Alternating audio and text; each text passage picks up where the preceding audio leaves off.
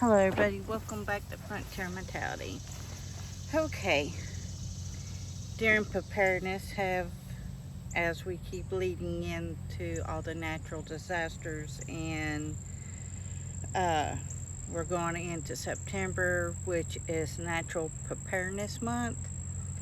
So I'm trying to get through these. So we're doing earthquake. If you notice, and a lot of these is to have a disaster kit ready.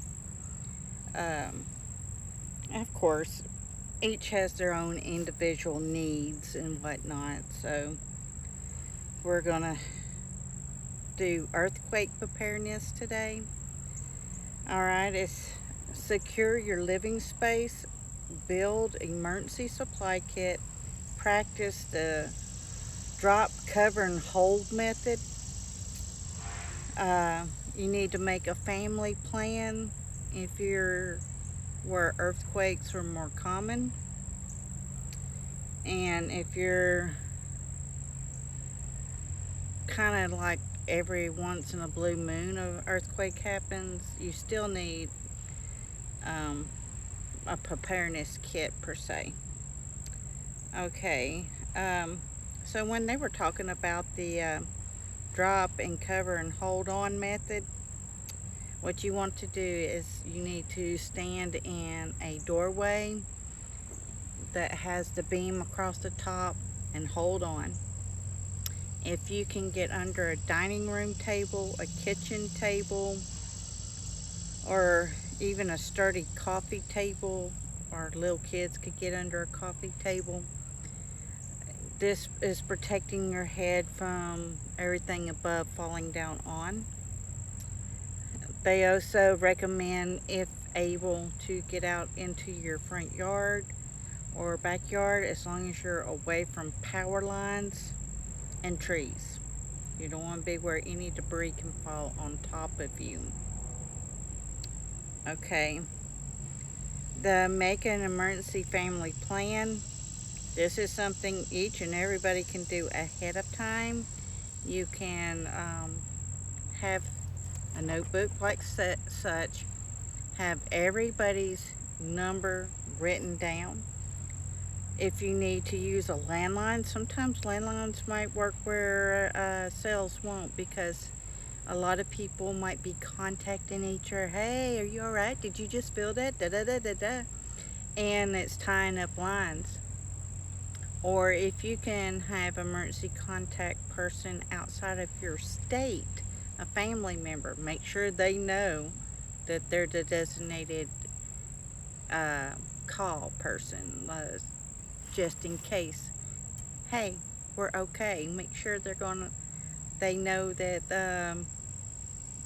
they're emergency prepared people, and that you just need them to tell whoever else calls that we're fine, we're okay, we're going to designated meetup spot. If like your house might have been destroyed or your work's destroyed, you need a safe place to meet up with your family members. Ouch. Okay. Um, Basic disaster kit, 1 gallon per person for 14 days, so 14 gallons of water per person. Flashlights, first aid kits, the boo-boos and band-aids one. You might even want a more robust one. You can look on Amazon, anything that's with paramedic type of emergency kits. Even if you can't physically use some of that equipment, but to have some backup equipment. So if there's a paramedic on the road, or off-duty paramedic or off-duty doctor, and they's like, well, we don't have the supplies, we can do the best we can. You can say, in my back seat, get the red bag, and they'll be thanking you, and you'll be thanking yourself. Whistles. This is to help signal people if the building has fallen around you, your house. It's suggested that by your bed, you keep a pair of good sturdy shoes. Make sure you have a pair of socks tucked down in those shoes. So if you're asleep at night, you can put on the socks, the shoes, and try to get out without walking through broken glass. Have a whistle hanging on your bed or right in the drawer of your nightstand.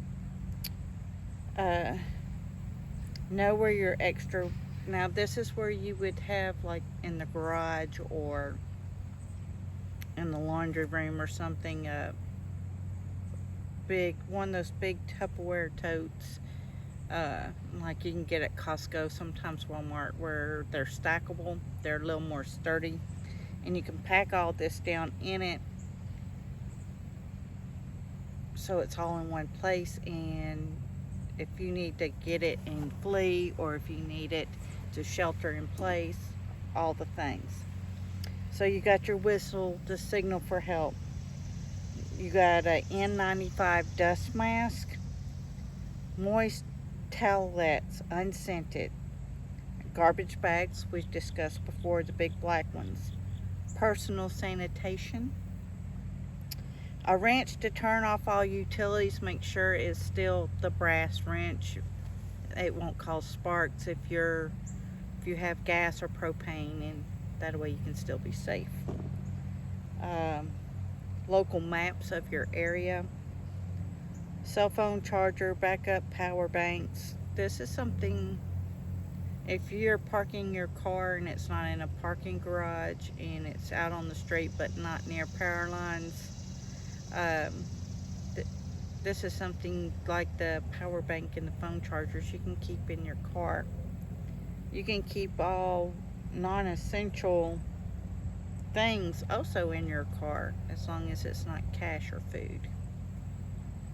Okay, local maps, cell phone chargers, over-the-counter medication, your baby, if you have a baby, their needs, if you have pets, their needs. Please do not leave your animals behind in any type of natural disaster. If they tell you to get out, you pack up your animals and you take them with you. They need a 14-day supply just like you do. Cash for traveling or traveler's checks. If you're doing cash, you want it in small amounts, 20s, 10s, 5s, and 1s. Lots and lots of 5s and 1s. Important documents, your license, your Social Security, your marriage license, your passport if you have one, your birth certificate.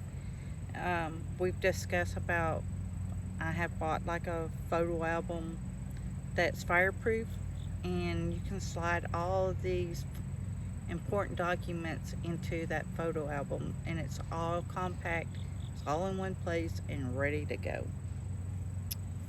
Sleeping bags or wool blankets to keep in your car. You should be doing this in the winter anyways. A change of clothes and sturdy shoes, which we discussed. Know where your fire extinguishers are in your home. Make sure you have matches, lighters, waterproof matches in a container, and that will help keep them dry. Books and games, pens, pads, and pencils and crayons for your children. Plastic sheeting, scissors, duct tape, in case you have to shelter in place. To cut down on the shelter in place, if you could go ahead and cut out to all your windows and door sizes and write which window is which, like front window, side window, to green bedroom or purple bedroom or whatever, and hall door, something like that. If it's labeled, when you're stressed out, you've got it written on a Sharpie, all you have to do is duct tape it. Okay, walkie-talkies is always a good thing to have.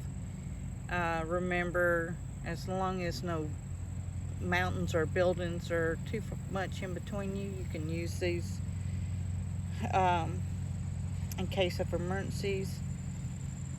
Keep your food in a dark place, which is why I suggest those bins, because they're black and they're dark. And rotate your food seasonally, so nothing is staying